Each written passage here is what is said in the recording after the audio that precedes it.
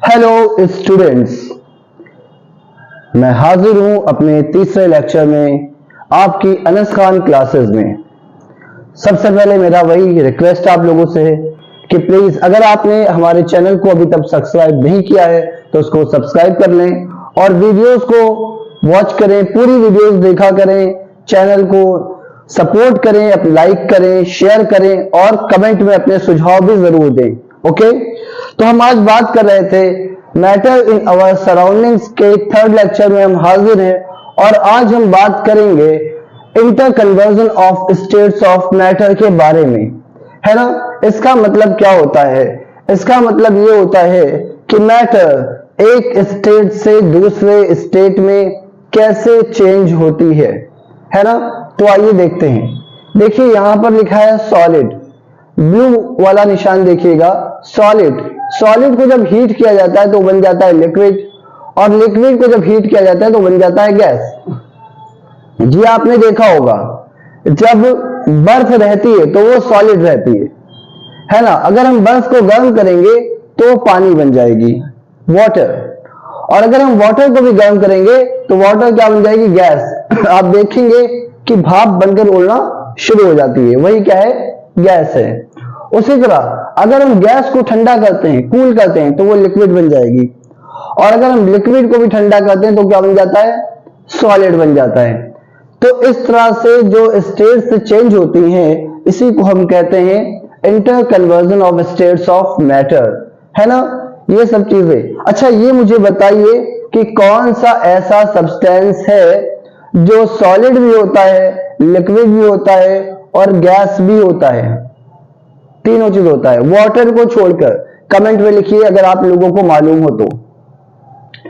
अब हम यहां पर बात करते हैं थोड़ी सी कुछ चीजों की और बारे में। देखिए अगर कोई सब्सटेंस सॉलिड से लिक्विड बन जाता है डायरेक्ट, है ना, सॉलिड से क्या बन गया? लिक्विड, वो क्या कहलाएगा? फ्यूजन कहलाएगा। अगर लिक्विड से गैस बनता है तो उसे हम कहते हैं वेपोरेशन। अगर सॉलिड से डायरेक्ट गैस बन जाता है तो उसको हम कहते हैं सब्लिमेशन। अगर लिक्विड से सॉलिड बनता है उसे हम कहते हैं सॉलिडिफिकेशन और अगर गैस से लिक्विड बन रहा है तो उसे हम कहते हैं कंडेंसेशन। ठीक है, आइए इसको थोड़ा सा और अच्छे से समझते हैं। अगर आपने कपूर को कभी जलाया होगा तो आप देखते हैं कि कपूर जो है वो लिक्विड के फॉर्म में नहीं आता, डायरेक्ट धुआं बनकर उड़ने लगता है। तो यानी कि सॉलिड कपूर रहता है और वो डायरेक्ट गैस में कन्वर्ट हो रहा है, यानी कि उसका वो प्रोसेस क्या कहलाएगा? सब्लिमेशन कहलाएगा। ओके, आपने पानी को रखकर जमाया होगा, फ्रीज किया होगा, जब पानी जम जाता है तो वो बर्फ बन जाता है, यानी कि लिक्विड से सॉलिड बना रहे हैं आप। वो प्रोसेस क्या कहलाएगा? आपका सॉलिडिफिकेशन कहलाएगा। उस प्रोसेस को क्या कहेंगे? सॉलिडिफिकेशन कहेंगे। हमने क्या कहा, जब आप पानी को गर्म करते हैं तो भाप बनकर उड़ने लगता है, यानी कि लिक्विड गैस बनने लगती है। तो लिक्विड से गैस बनने का प्रोसीजर क्या कहलाता है? वेपोरेशन कहते हैं उसे, है ना। और जब गैस को ठंडा करके लिक्विड बनाया जाता है तो उसे कंडेंसेशन कहते हैं। इसका एग्जांपल जैसे कभी भी आप लोगों ने घर पे अक्सर कभी अगर दूध गर्म किया हो या चाय बनाई हो तो उसमें भाप उड़ती रहती है और अगर आपने दूध के उस जो भी कंटेनर आपने लिया उसको किसी ढक्कन से ढक दिया तो भाप उसमें उड़ रही थी। जब आप उसको उठाकर देखते हो कंटेनर के ढक्कन को तो आप देखते हो कि उसके ऊपर पानी आ जाता है। वो पानी कहां से है? वो भाप जाकर ऊपर जो है वो जम गई, कंडेंसेशन हो गया उसका, वो गैस से लिक्विड फॉर्म में आ गई, वो हो गया उसका कंडेंसेशन। तो उम्मीद करते हैं आप लोग ये चीज समझ गए होंगे कि वेपोरेशन क्या है, सॉलिडिफिकेशन, कंडेंसेशन, सब्लिमेशन, फ्यूजन, है ना। तो बहुत ही आसान चीजें थी लेकिन इसको हमें समझने में थोड़ा सा वक्त लग जाता है। अब हम बात करते हैं मेल्टिंग पॉइंट के बारे में। मेल्ट मींस पिघलना। आप लोग जानते हैं आइसक्रीम खाते होंगे, अरे आइसक्रीम मेल्ट हो जाएगी, है ना। Melting point, the melting point of a solid is defined as the temperature at which solid melts to become liquid at the atmospheric pressure।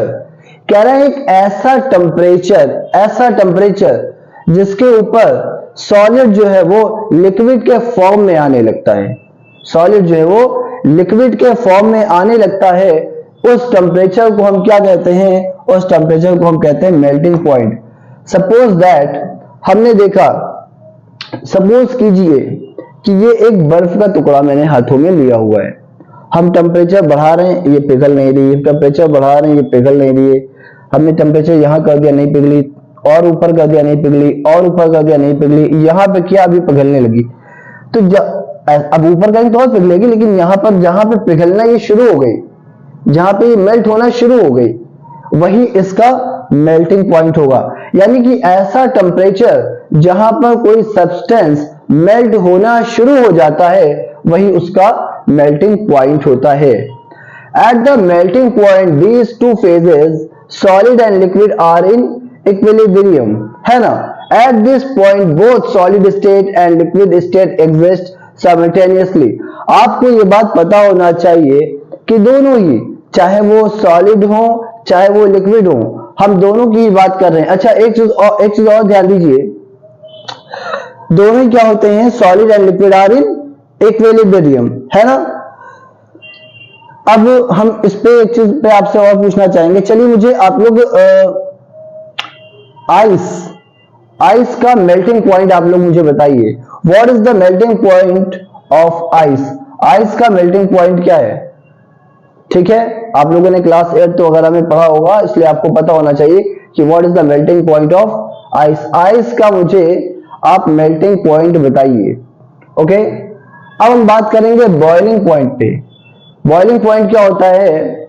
ऐसा temperature, the boiling point of a liquid is defined as the temperature at which the vapor pressure of the liquid is equal to the atmospheric pressure, है ना। जब जिस temperature पर पानी क्या होता है, खौलने लगता है, खौलना शुरू हो जाता है। बॉयल मीन्स क्या होता है, आप तो जानते हैं ना, पानी उबलने लगे, खौलने लगे, है ना। तो उस टेम्परेचर को हम सब्सटेंस का बॉइलिंग पॉइंट कहते हैं। मतलब जिस टेम्परेचर पे जो भी सब्सटेंस है, हर सब्सटेंस के लिए एक अलग अलग टेम्परेचर होता है, तो किसी खास टेम्परेचर पर कोई खास सब्सटेंस अगर बॉयल करने लगता है तो वो उसका बॉइलिंग पॉइंट कहलाता है। ठीक है, इसके बाद हम आपसे, हाँ चलिए मुझे आप लोग वाटर का बॉइलिंग पॉइंट बताइएगा। वाटर का बॉइलिंग पॉइंट क्या है? ठीक है, मुझे कमेंट करके बताइए कि what is the boiling point of water. इसके बाद हम बात करेंगे कन्वर्जन ऑफ टेम्परेचर के बारे में। देखिए इसके लिए दो फॉर्मूले हैं आप लोग याद रख लीजिएगा, इंपॉर्टेंट फॉर्मूले इससे न्यूमेरिकल आते हैं, एक ये और एक ये, दो फॉर्मूले हैं। The conversion temperature formula from Celsius to Kelvin, ये है सेल्सियस से केल्विन का, है ना। K means Kelvin, degree Celsius plus 273। Conversion Kelvin to Celsius का फॉर्मूला है degree Celsius equal Kelvin minus 273। इन दोनों फॉर्मूलों पर लगेंगे numerical. Okay, latent heat of fusion, latent heat of fusion is the amount of heat energy that is required to change 1 kilogram of a liquid into gas। कह रहे हैं latent heat of fusion एक heat energy का ऐसा amount है जो कि 1 kilogram liquid को गैस में कन्वर्ट करता है atmospheric pressure at its boiling point, उसके बॉइलिंग पॉइंट पर, है ना। इसके बाद हम जानेंगे एवेपोरेशन के बारे में। The phenomena evaporation, the phenomena by which molecules in liquid state undergo a spontaneous transition to the gaseous phase at any temperature below its boiling point is called evaporation। evaporation क्या होता है? देखिए आपने देखा है भाप तो तब उठती है जब कोई चीज बॉइलिंग पॉइंट पर हो, खौल रहा हो, तो उसमें से भाप उठती है। लेकिन evaporation में क्या होता है, इसको हिंदी में कहते हैं वाष्पीकरण। इसमें क्या होता है कि बगैर अपने बॉइलिंग पॉइंट पर गए हुए, बगैर अपने बॉइलिंग पॉइंट पर गए हुए जो भाप उठने लगती है उसे हम कहते हैं एवेपोरेशन। वो किसी भी टेम्परेचर पर हो सकती है ना, लेकिन वो टेम्परेचर हमेशा उसके बॉइलिंग पॉइंट से नीचे होगा।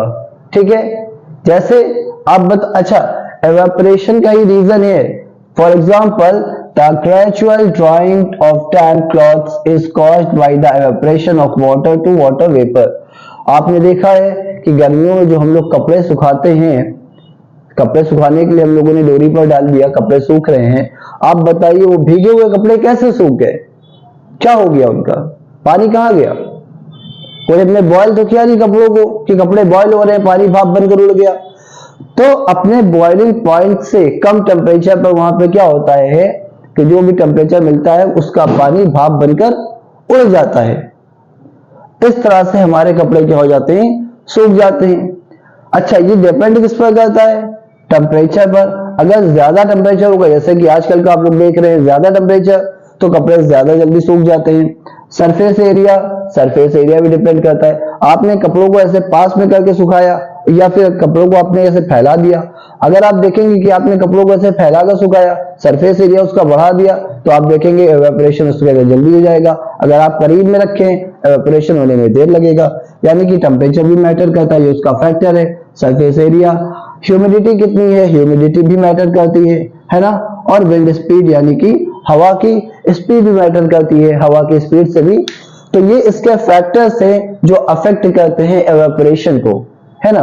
तो मेरे ख्याल से आप लोगों को ये बात समझ में आ गई होगी। स्टूडेंट्स, मैं आपसे एक बात और कहना चाहता हूं कि जो चीज हम पहले पढ़ लें उसको रिवीजन उसका जरूरी है ना।